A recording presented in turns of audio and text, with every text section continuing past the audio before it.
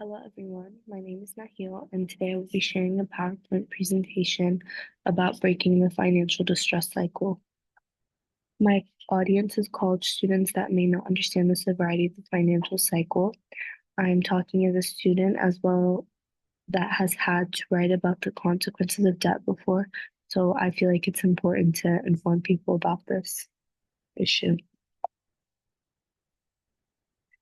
First, we have financial distress and its contributing factors. So, what is financial distress? It is a situation where an individual is unable to meet their financial obligation. Contributing factors to this distress cycle are psychological factors, economic conditions, and unexpected life events. The picture over here to the right shows that 25% of Americans simply can't cover expenses, while 41% are doing just okay. This shows instability in 41% because they could possibly add on to that 25% if anything happened to them. Next, we have psychological factors. But before we get into that, I want to go over important terms first. We have financial paralysis, which is feeling overwhelmed by financial stress, which can cause individuals to avoid making important financial decisions. An example of this is ignoring your bills because the stress of managing debt is overwhelming. Next, we have optimism bias. This is when people tend to underestimate the likelihood of negative financial events. This bias causes them to neglect savings and emergency funds. An example of this is when you refuse to save for emergencies because you don't believe anything bad would happen to you. The impacts of stress and anxiety lead to poor financial decisions, such as impulsive spending and avoidance of budgeting. Some solutions we have are integrating mental health strategies into literacy programs, teaching mindfulness and stress management, and addressing optimism bias by educating people about financial risks and importance of savings. Here at the bottom, we have a little flow chart. It's basically showing stress leading to financial paralysis, then avoiding decisions, and eventually more debt. One of the next, another factor is economic conditions.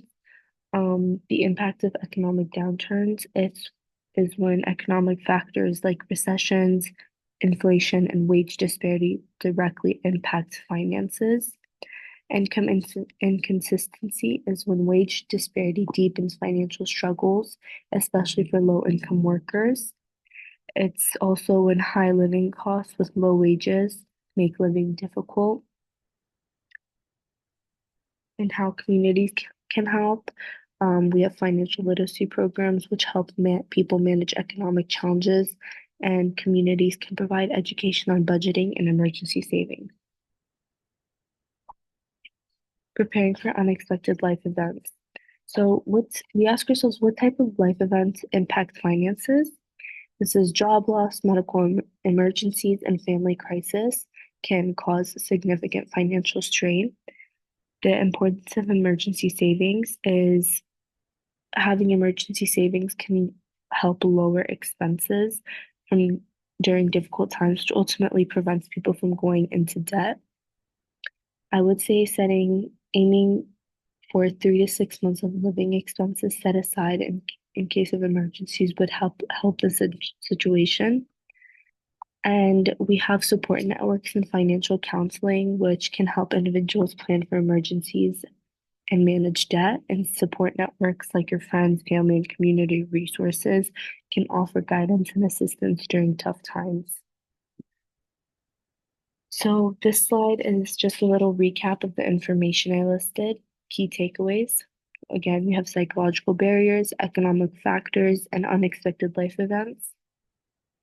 Throughout this presentation, I propose solutions like financial education, which is financial literacy programs that can allow people to make knowledgeable decisions and manage their finances effectively.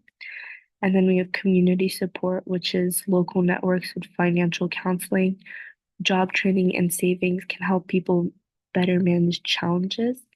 And then policy changes are any policies that tackle income inequality, support job stability, and provide affordable housing, which ultimately reduce financial vulnerability.